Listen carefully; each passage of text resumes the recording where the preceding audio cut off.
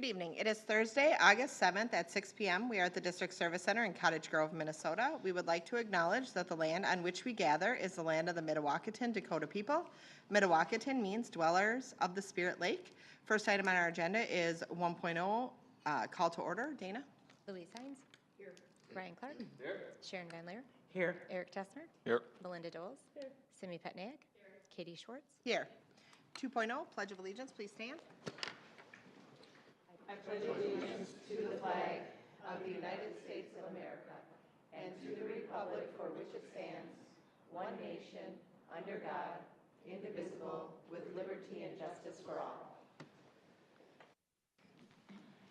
Okay, 3.0 is approval of the agenda. Can I get a motion to approve the agenda? So moved. Second. Motion by Sharon, seconded by Simi. All those in favor? Aye. Any opposed? Motion carries. 4.0 is workshop items. We do have two this evening, and 4.1 is introduction of Dr. Meghan Hickey, Executive Director of Student Support Services, presented by Julie Nielsen, Superintendent. Thank you. Yes, that is a long title, but it's bigger work than a longer title. I am excited this evening to introduce Dr. Meghan Hickey to the board as well as to our community. Meghan will serve, as was shared, as our Executive Director of Student Support Services. It includes areas like early childhood special education, of course, all of our special education, multilingual services, including our behavior and mental health, health services, nursing counselors, school psych, social workers, supervising the coordination of McKinney-Vento, our homeless, as well as Title I programming. Dr. Hickey brings over 20 years of experience to South Washington County Schools after spending time in Robbinsdale, as well as Osseo area schools, and most recently, Minneapolis Public Schools. She has her doctoral degree in educational psychology, a Master of Arts in educational psychology, a Bachelor of Science in child psychology from the University of Minnesota. She has a lot of degrees. In addition, she holds her Director of Special Education and Principal Licensure from Minnesota State University Mankato, and her Superintendent Licensure from St. Mary's University. So a lot of degrees and a lot of education she brings to us. Dr. Hickey joined us and began on July 16th and has been getting to know the people in our system and what South Washington County Schools is really all about. And so this evening I am pleased to introduce you to Dr. Meghan Hickey, and I've just asked that she share just a little bit about herself and perhaps what she has found interesting in the first 15 to 20 days, if it's been that long yet, Meghan. Welcome. Thank you so much. I think that the first test is whether or not I can get the microphone turned on. So, okay, thank you. It is so nice to be here with all of you this evening. Like Superintendent said, I'm finishing up here my third week in South Washington County Schools, and it's just absolutely fantastic to be a part of this community. I have been overwhelmed by the warm welcome that I've experienced and the joy and the enthusiasm that our staff are bringing to serving our students and our families. I am just incredibly impressed with the dedication to accelerating student learning that I'm seeing from the people here, as well as creating system alignment to make sure that all of our students are getting equitable experiences and really making sure that we are centering student well-being as part of the work that we do every day. You've heard a little bit about how I'm overeducated, but I wanted to share just a little bit about me professionally. I'm really, really passionate about multi-tiered systems of support and making sure that we have the interventions and resources necessary to help make sure that all of our students thrive in areas of academics, social emotional learning, as well as behavioral growth. I'm particularly excited to think about how we use that framework to serve our multilingual learners and our students with disabilities so that they are able to access education in the least restrictive environment, and making sure that they're getting the experiences and resources necessary so that we prepare them for whatever they want to do after high school. I'm also really driven to provide our educators with high quality professional learning experiences and the resources that they need so that they can make sure that they're doing best by our students. I'm also really deeply passionate about being a good steward of public resources and ensuring that we use all of our resources effectively and efficiently. On a personal note, I live in St. Paul with my partner and our rescue dog. We love to travel, we love to play pickleball, and I also love to downhill ski. When we can, we always get up to our cabin in northern Minnesota. We love to enjoy the outdoors and perhaps play some pull tabs from time to time. I want to thank you all so much for the warm welcome. It's honestly been just so refreshing to be here and to get to know each and every one of you, and I look forward to working together to support the students and families here in SoWashCo. Thank you, Megan. Okay, on to 4.2, and that is overview of SoWashCo Language Access Plan, and that will be presented by Sean Hogendorf, Director of Communications, and Meghan Hickey, Executive Director of Student Support Services. No, I'll try to use the microphone. Good evening, Chair Schwartz, Superintendent Nielsen, members of the board. I'm presenting to you a plan, the starts of a plan that's the result of a recent legislation that was enacted by the 2025 special session, in which asks that the school board adopt a language access plan starting in the 25-26 school year. So my hope is to have the actual plan for you yet this fall, but I wanted to kind of walk through a couple of the things that this is about. And so we're in the final stages of creating a language access plan that follows Minnesota Statute 123B.32, and then the Title 6 of the Civil Rights Act of 1964. Which requires school districts to provide process and procedures that effectively assist students and adults who communicate in a language other than English. So the board must approve this this plan every 2 years after the first time that's approved. And then, as I said, that we'll bring this back to you later this fall. It will be both on our website and then also in a handbook as well, will be kind of the way that you'll see it. And then, as I've kind of said, the purpose of the plan is to document the language access tools, our processes, our procedures, our tools. A lot of these processes, these resources, these tools are in effect. We're using them in our district. We're using them in our schools as currently, and we have been for quite some time. And so this plan really is to document those things so that we can have continuous growth and toward that. And so, and then when completed, the access plan will be available, like I said, on our website, and then we will be sharing that with our families in multiple ways as well. This plan will include, how the district uses trained and certified spoken language interpreters to communicate about academic progress and placement, as well as specialized programs and services. So a lot of times, when you get into translations and interpretations, you don't use AI or Google Translate, things like that, for important things like IEPs and legal documents and things like that. And so we've always used different vendors, language line, things like that, where people can get the information in a way that they can understand it and use it. And so, the other part of this is that how families and the communities will be notified of their rights under this plan, which then would include receiving the information of their child's education in their home language. We use preferred language a lot of times, and so their home language may be different than their preferred language. And so when we do our annual update, which many of you probably, if you're a parent, got this last week, and we're doing through August 15th, please go do that. But we have a part in there that says preferred language, and then that would be so that everything gets sent in English, but if you have a preferred language of Spanish or Somali or Arabic, then that would be the language that we'd also receive that in. And then it's also that you have the right to an interpreter for important meetings about your child. And so that might be an IEP meeting, that might be behavioral meeting, that might be, it's a lot of different things, but that's the gist of it. And then the language access will also have resources, and so we'll have staff guidance around how and when to use professional interpreter services, how and when to use translation services. We'll have definitions of what the difference between an interpreter is versus a translator. So interpreting is an oral language, and then the translations is the written language of the of the document. We'll also have guidance around when to use our digital translations tools. So right now, our website is able to translate most of the information that we have there into 8 different languages right now. And so there's digital tools there, but that wouldn't be something you would use for an IEP or for a legal document. That's more for maybe an open house and things like that. And then we'll have staff guidance around how and when to use AI translations, how to effectively work with multilingual families, how do you write in plain language so that when you're using AI translations and things like that, that it actually is more effectively communicating your message than if you use complex words or things that don't get translated in literal languages. And then part of that too is that a lot of our languages that our families speak are oral in nature, Hmong or Somali, and so the best practice there would be that we're not going to translate that information, right? Because well, it's better delivered in a interpreting situation.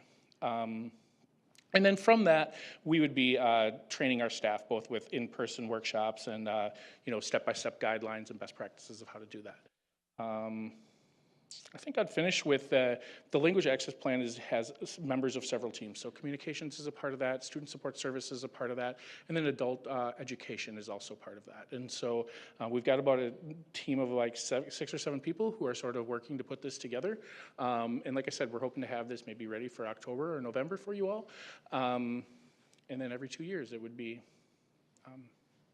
up to be re-voted on or reapproved. So with that, I would open it up to questions, and then I can put my glasses back on so I can see you all. Thank you, Sean. Does anybody have any questions? I do.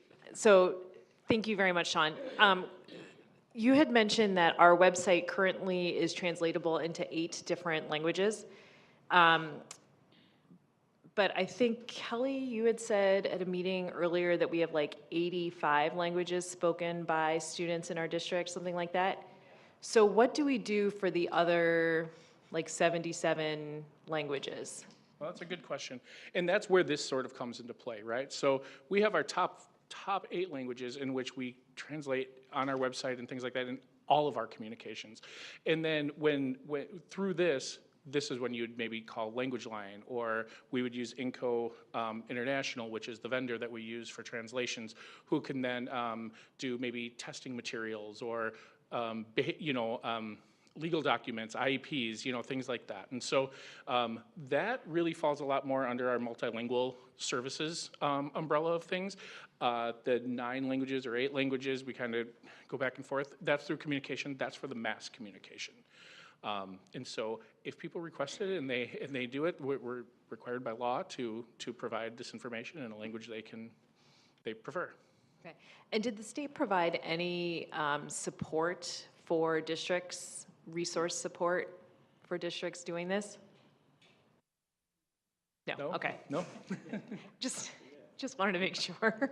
I was just making sure too, with Dr. Hickey here, but yeah, no, I mean, this is, I think, what I would say to you, Simi, is that this is work we should be doing. That's how I believe this, so this is a state mandate, but we also should be providing this information for families to be able to engage with them in the language that they understand and best know how to engage with their child's education.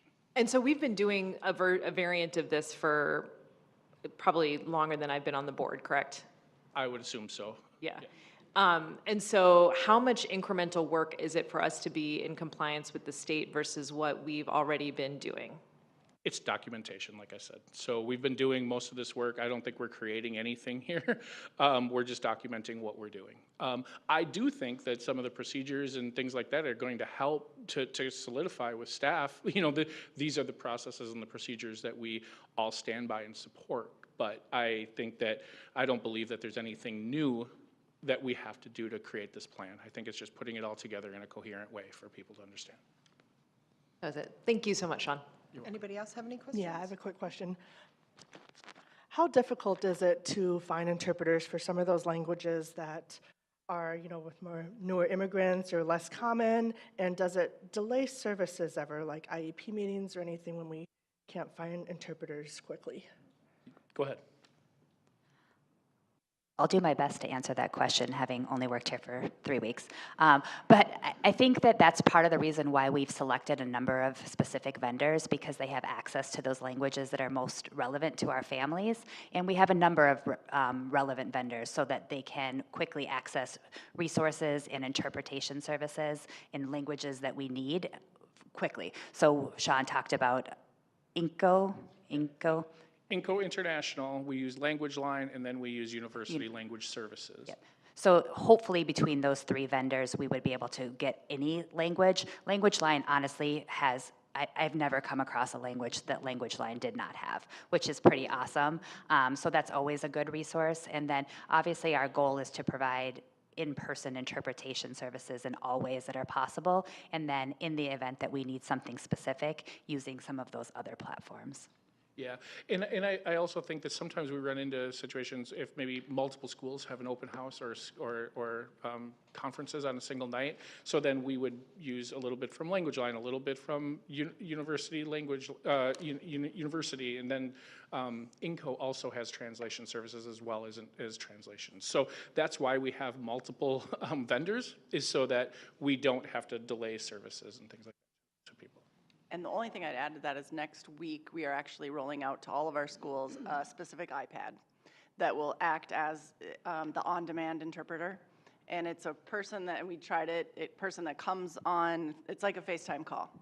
And so each school will have an iPad that can go, like it'll be in the office, and as soon as a family comes in, there will be a sign, and then it was probably 30 seconds before someone came on in a language that was pretty obscure. It wasn't like, Spanish where most of our families, so all of our schools will have that.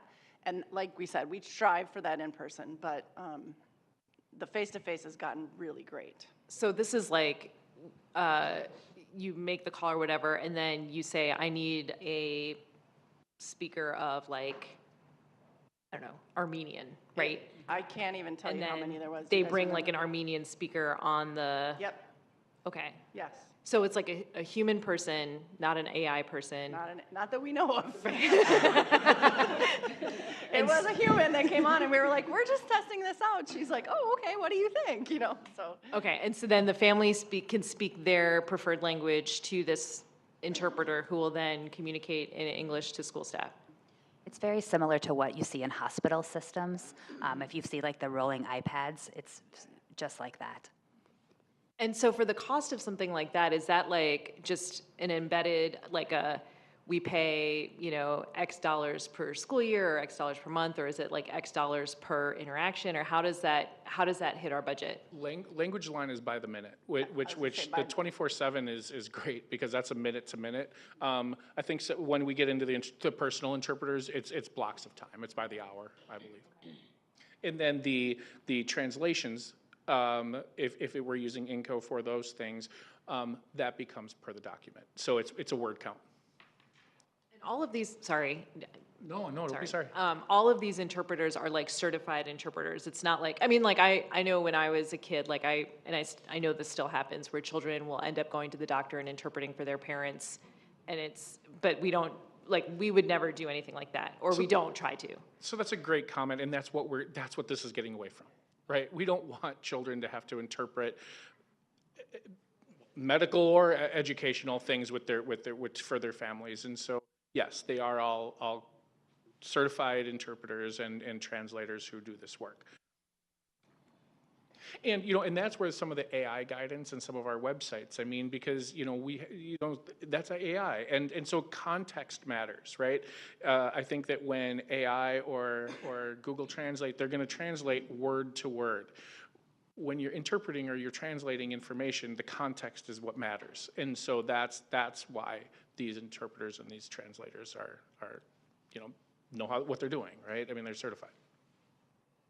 I think maybe just to close by saying that the scale of our work in terms of interpreting and translations has changed. There are more languages being spoken, but it really is no different than when I was a principal or a teacher and you had families that needed to access an interpreter for conferences or part of open house. That service was always available, and now it's just making sure that we train our staff so they know what tools we have so that families can access the information they need related to education. Okay, thank you. Okay, on to 5.0, and that is our information items. We do have one this evening, and that is 5.1, first reading of proposed policy changes, and that will be presented by Julie Nielsen, Superintendent. Thank you. This evening, I'm bringing forward 9 policies, and these policies are actually all school board related. Our board policy committee met, I believe, last week and reviewed the policies and made any recommendations in the way of changes. So this evening, I'm going to walk through the 9 policies being brought forward this evening.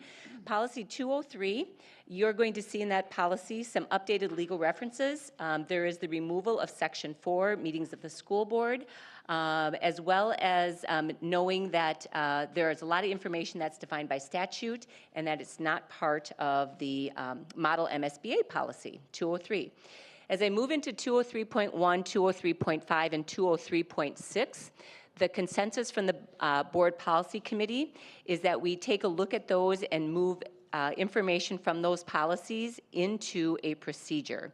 2 of them, there is no MSBA model policy, and 203.6 consent agenda, it really is better suited just as procedures. So you will see that 203.1, 203.5, and 203.6, we're looking at combining those into a procedural form that the board would need to discuss. Policy 205, open meetings and closed meetings. In that particular policy, there were updates to grammar and legal references. In policy 206, again, the very same grammar and legal reference updates. Policy 207, public hearings. Let me just page through here. Policy 207, public hearings.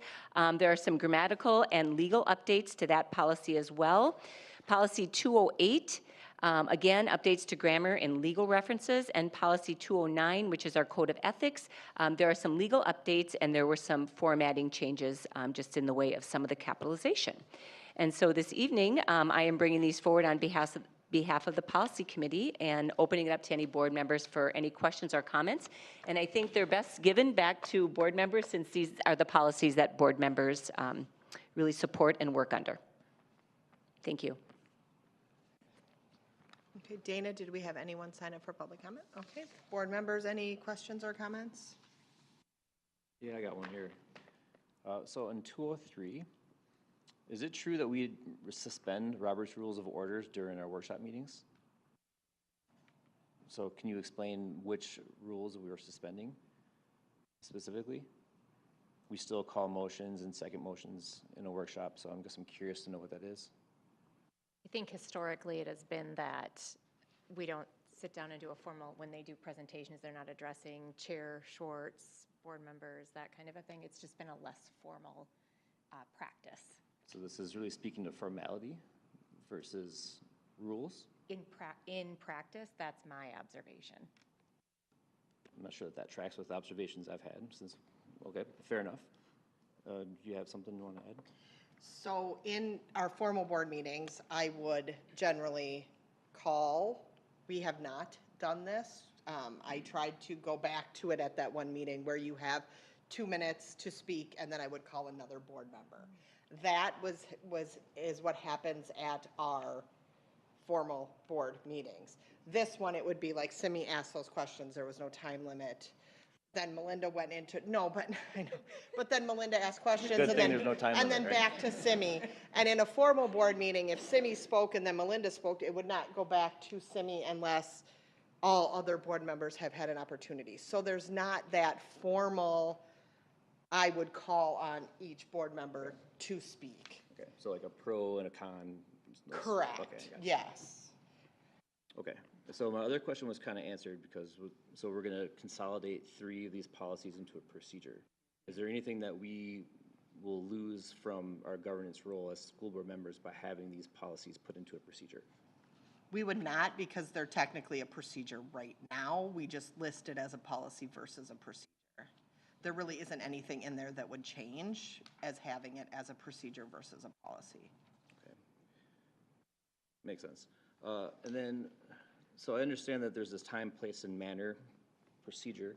Which policy specifically does that pertain to? Is that 206 or 207? It was originally attached when the board first created that. It was originally attached to policy 206, and then policy 207, if I remember correctly, policy 207 references that underneath a general statement of policy. But when it was first created, gosh, I remember 5 years ago, 4 or 5 years ago, it was attached to policy 206 because procedures then are posted online underneath board policy. So at that time, it was listed procedure 206. Okay, so I've had some people reach out to me and ask about this specifically. There are people who wish to be able to see the public comments to the board while we have our meetings. And so I read through the rationale for why we don't do that, and some of that makes sense.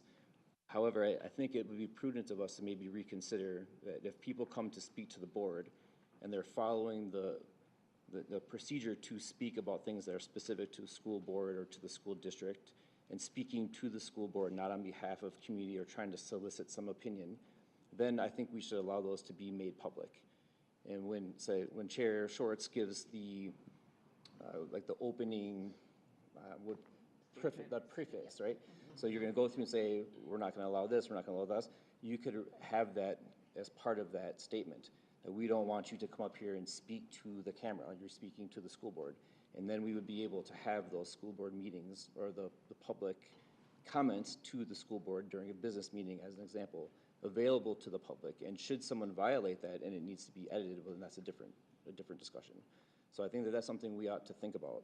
And that is something that, since we are bringing those other procedures forward, that would be the time that wouldn't fall under this discussion for policy because it's not actually in the policy that we don't do it, it's procedure. So that is definitely something that when we bring the rest of these forward for a procedure, that we can definitely add that into it as well. So we consolidate the 203.1, 5, and 6. We can also discuss that at that time because that would fall under that versus when we're discussing policy right now. But we can add it in there, definitely. Very good, thank you. Any other comments or questions regarding the policies? Okay, then, oh my goodness. We will move on to 6.0, and that will be reports and comments. We'll start with Superintendent Nielsen. And once again, I want to make sure that we hold this meeting until at least 6:30. I was going to say 7, you're lucky. All right, reports from superintendent this week. We are in full swing. And you know how the end of the year there's the countdown? I just read something that there should be like the count up or the countdown to the start of school. And I would just ask us, like, how many people do a countdown until the kids come on September 1st? Well, if you were, there are 26 days until students show up. That is counting Saturdays and Sundays. And that is with all of them returning on September 2nd. And we know that the full fleet, all of them aren't coming back until September 3rd, right? Because we have testing on that first day. Our targeted services and extended school year opportunities for our students who qualify for special education wrapped up last week. And our Kids Club programming will continue through August 22nd. Our leaders have been busy. Someone asked me in the community, like, is it a slow time for you? And I said, no, my class of kids are back. When the leaders are back, we are all on. And so just in this last week, we had a welcome back system leader meeting. We had a day-long safety retreat, and that day-long safety retreat was filled with everything from reviewing the bullying policy to harassment to sex trafficking. One of our SROs presented on sex trafficking, to a whole host of other opportunities around crisis and making sure that safety is a high priority in our school district. We had training around our new data warehousing system, and we can't wait to show it off to the board, what we're going to be able to do with data boards and graphs. Give us a little more time, and we will be able to really throw some really cool things at you. And I say that because much of our staff time was spent trying to put graphs together.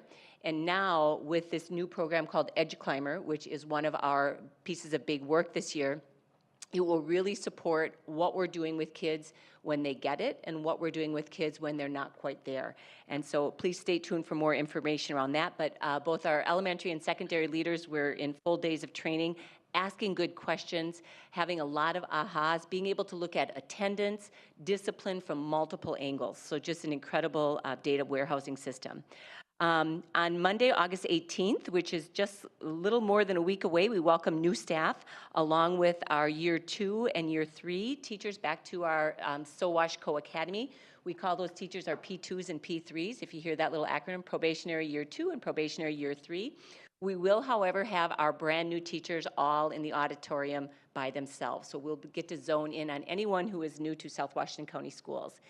And then next, we are engaged in upcoming parades for our communities we serve. Newport will be this Saturday. We're looking forward to that. We are number 7 in the lineup. I always like when we're at the beginning.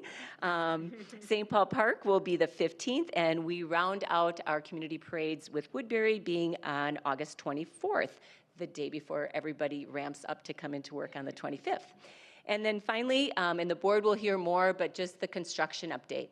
It's a little bit messy and a little bit all over, but we are definitely moving along. And at System Leaders this week, we had the opportunity to watch some drone footage of the construction, and really just in a really short period of time, how the space has already been transformed. But I would want the board to know and our community to know that while we are so excited and passing this bond meant a lot for our students, we're going to go through some messy times and some tough times, maybe some noise of drilling and digging and all of the other things that come with that.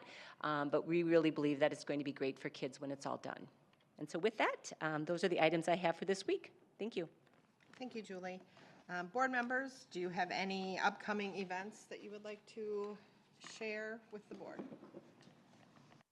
Not an upcoming event, but I mentioned to Jake, so just a shout out to Community Ed. I went and took a look at some of the classes that were going on, the theater class and art class, and then went to a schooling event and was so impressed with how many collaborators come into that from the community, the Nature Center, the 3M Wizards. It was just wonderful. And we do have some upcoming, correct, Jake? When are the, do you know when the, yes? They're starting to wrap up. Okay. Yeah, they're starting to wrap up. Okay, perfect. Okay, 7.0 is our future meeting dates, and that is August 21st. It is a school board business meeting here at the District Service Center at 6 p.m. And then September 4th is a school board workshop meeting also here at the District Service Center at 6 p.m. With that, 8.0, and we are adjourned.